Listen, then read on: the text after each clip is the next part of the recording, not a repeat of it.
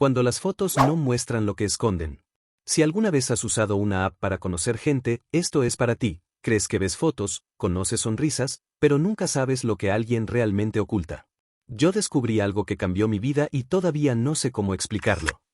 Nunca pensé que algo así me pasaría, y mucho menos que lo recordaría con una mezcla de intriga, miedo, y también un poco de nostalgia.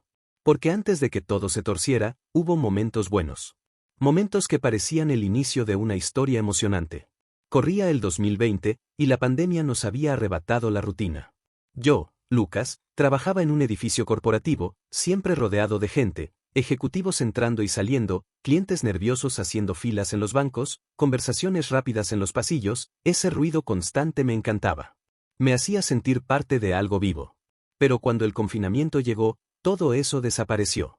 Me vi encerrado en mi departamento, trabajando en pijama, viendo las mismas paredes día tras día. Y ahí, con el silencio mordiéndome los oídos, empezó la tentación. No voy a mentir, extrañaba el contacto humano, y algo más que eso. Una noche, después de cerrar la computadora, bajé una aplicación de encuentros. La del logo amarillo con antifaz, ya saben cuál es. Al principio fue solo un pasatiempo. Deslizaba fotos, leía perfiles, hacía uno que otro comentario casual. Había gente simpática, otra rara, y unos cuantos que parecían directamente salidos de una novela negra. Pero entonces vi su foto.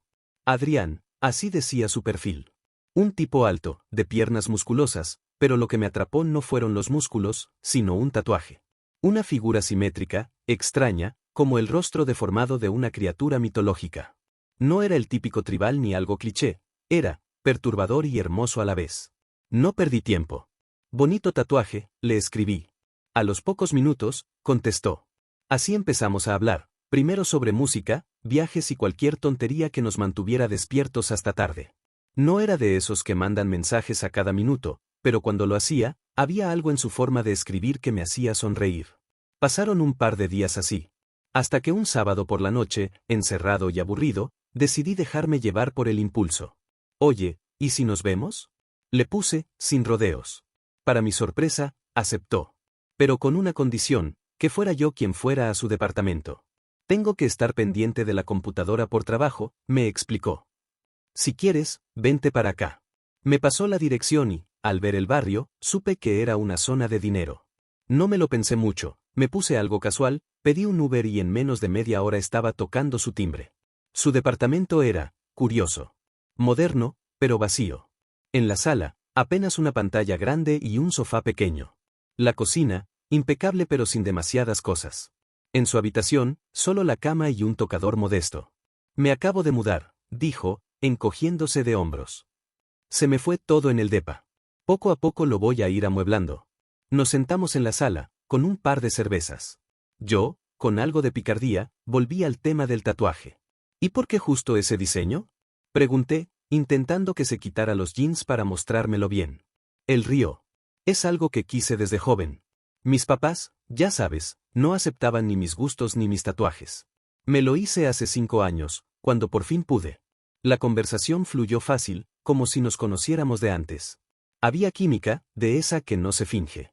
Entre risas, miradas y silencios cómodos, el ambiente se fue cargando. Y, bueno, la tensión se rompió en el momento en que nos acercamos más de lo que permitía la distancia social.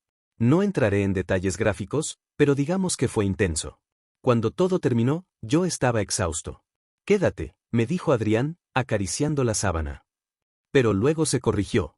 Aunque, no puedo distraerme mucho. Estoy de turno y tendré que moverme a cada rato a la compu. Yo sonreí, fingiendo que no me importaba. No pasa nada, también tengo cosas que hacer mañana. Nos despedimos con promesas de volver a vernos, ya en mi casa, me metí a la ducha y caí en la cama como piedra. No sabía que esa noche sería el inicio de algo que todavía me cuesta explicar, y que no tiene nada que ver con lo que imaginan cuando dos personas se conocen por una app. Aquí podría decirles qué fue lo que pasó después, pero si lo hiciera, perderían la oportunidad de entender cómo llegué a ese punto. Porque lo que ocurrió no fue repentino.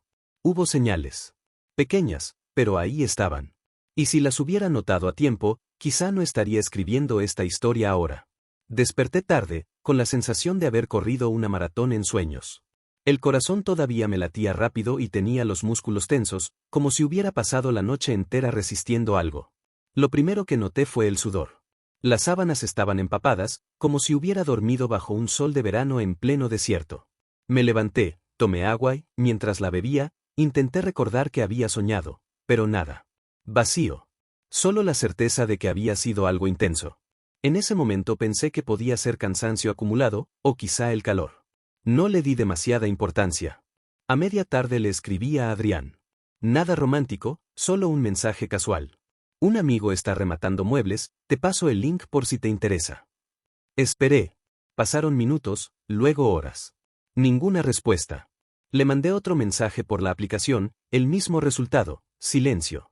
No me lo tomé personal. En esas apps es común que la gente desaparezca después de un encuentro. Pero había algo que no encajaba, algo en mi cuerpo. Ese día lo pasé casi entero en cama, viendo series en la tablet y chateando con un par de amigos, contándoles lo bien que la había pasado la noche anterior. Cuando cayó la noche, me sentí otra vez agotado. Caí dormido rápido. La segunda mañana fue peor. Abrí los ojos y, antes de moverme, ya sentía un dolor punzante en los hombros y la espalda. Como si hubiera dormido en el suelo. Las sábanas, que había cambiado la noche anterior, estaban manchadas. No de sudor común, eran manchas amarillentas, casi marrones, con un tono oxidado. Me quedé un buen rato mirándolas, tratando de encontrar una explicación. No olían mal, pero la textura era rara, como si el tejido se hubiera endurecido en esas zonas. No quería seguir viendo eso, así que las metí en la lavadora con cloro. Me serví un café y me senté en el patio, tratando de sacarme la imagen de la cabeza. Fue entonces cuando la lavadora empezó a hacer un ruido extraño, un golpeteo metálico. Me levanté la tapa para detenerla y, ahí pasó. Un vapor oscuro salió disparado del interior, denso como humo, pero moviéndose como si tuviera piernas. Lo vi avanzar por el patio, dar unos pasos y, de repente, elevarse hasta desaparecer en el cielo. Me quedé paralizado. Los perros de la cuadra comenzaron a ladrar al unísono y varias alarmas de auto se activaron, incluyendo la de mi coche, que jamás sonaba a menos que le pegaras con algo. Mis manos temblaban tanto que tuve que sentarme de nuevo. Durante unos segundos olvidé por completo el dolor del cuerpo. Lo único que pensé fue, no quiero dormir solo esta noche. Llamé a un amigo, Ernesto, que llevaba meses diciendo que quería mudarse de su casa. Le pedí que viniera a quedarse conmigo, sin dar demasiadas explicaciones. En pocas horas llegó con sus maletas. Ayúdame a sacar las sábanas de la lavadora, le pedí. Cuando las vimos, parecían más limpias y blancas que nunca.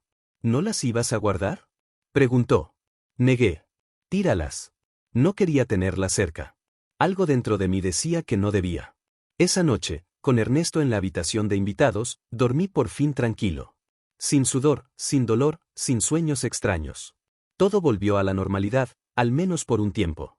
Pero si algo aprendí después es que la calma, a veces, no es más que una pausa antes de que lo raro regrese. Y que algunas personas, incluso las que conoces en la pantalla de un teléfono, pueden dejar una huella que no se borra tan fácilmente. Pasaron meses. La pandemia se dio lentamente y la ciudad volvió a abrir sus puertas, aunque nunca del todo igual. Yo retomé mis salidas, mis cafés, y sobre todo, la vida social que había extrañado tanto durante el encierro. Una noche de miércoles, un amigo me llamó. Oye, hay una exposición de un ex mío en una casa cultural en el centro. Hizo una pausa. Te va a gustar, deberías venir. No tenía planes y acepté.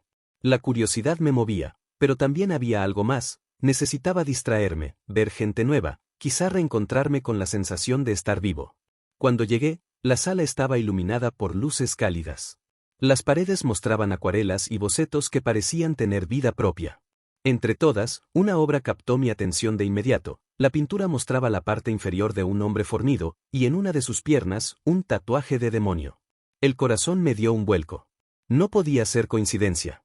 Esa imagen me recordó a Adrián, a su tatuaje, a la noche de sudor, miedo y tensión. Sentí un cosquilleo extraño en la nuca. Mi amigo me presentó al artista, un joven de unos 23 o 24 años, amable y sonriente. Me preguntó qué opinaba de la exposición y aproveché para señalar la acuarela que me había llamado la atención. Ese tatuaje, dije con cuidado. Es un tema sensible, ¿verdad? Él asintió, como si esperara esa pregunta. Sí, pero no está de más contarlo, dijo, riendo levemente. Es una historia que sirve para que la gente se cuide. Me senté a escucharlo, porque de inmediato sentí que lo que me contaría tenía relación con lo que yo vivía años atrás. El joven empezó a relatar su experiencia. Era increíble, pero idéntica a la mía. La pandemia, la aplicación de encuentros, el tatuaje que llamó su atención, la cita en el departamento de un chico fornido, todo igual, excepto que había un giro distinto en el momento posterior a la intimidad. Salí para pedir un Uber, contaba, pero me di cuenta de que había dejado una cadenita en su tocador. Volví a entrar y él me gritó desde el baño que pasara. Cuando recogí la cadenita, algo cambió. Me quedé en silencio, atento a cada palabra. Cuando salí con la toalla puesta, me senté a secarme los pies, y entonces, hizo una pausa dramática, me di cuenta de que mi tatuaje ya no estaba. No podía creerlo. ¿Desapareció? Pregunté, con el corazón latiendo rápido. Él asintió. Sí. Y cuando quise bromear, él me gritó que me fuera. De inmediato. Nada que ver con la persona amable que fue durante la cita. Al escuchar esto, un escalofrío recorrió mi espalda. No era solo mi experiencia. Había algo, que seguía un patrón. Algo que transformaba la realidad después del encuentro. El joven continuó. Las noches siguientes, al dormir, tuvo pesadillas terribles. Demonios, pasillos oscuros, sombras que lo perseguían. Las sábanas se mancharon de sudor como a mí me había pasado. Su madre fue testigo de cómo un vapor extraño parecía cobrar vida al mover la ropa en la lavadora. Me estaba contando todo esto, y mi mente daba vueltas. No podía creer que Adrián hubiera dejado rastros de algo tan inexplicable en cada persona que conocía. Usé el arte, dijo finalmente. Hice bosquejos, acuarelas, para entenderlo y superarlo. Ahora, después de años, puedo contarlo sin miedo. Mientras escuchaba, sentí un alivio extraño. No era solo una historia de miedo, también era de supervivencia. De cómo, a través del arte y la narración, se podía procesar lo que parecía imposible. En ese momento comprendí varias cosas. 1. Adrián no era lo que parecía en la pantalla ni en su departamento. 2. El tatuaje no era solo tinta, era una especie de señal, un portal hacia experiencias que nadie podría anticipar. 3. No había sido el único atrapado en ese ciclo.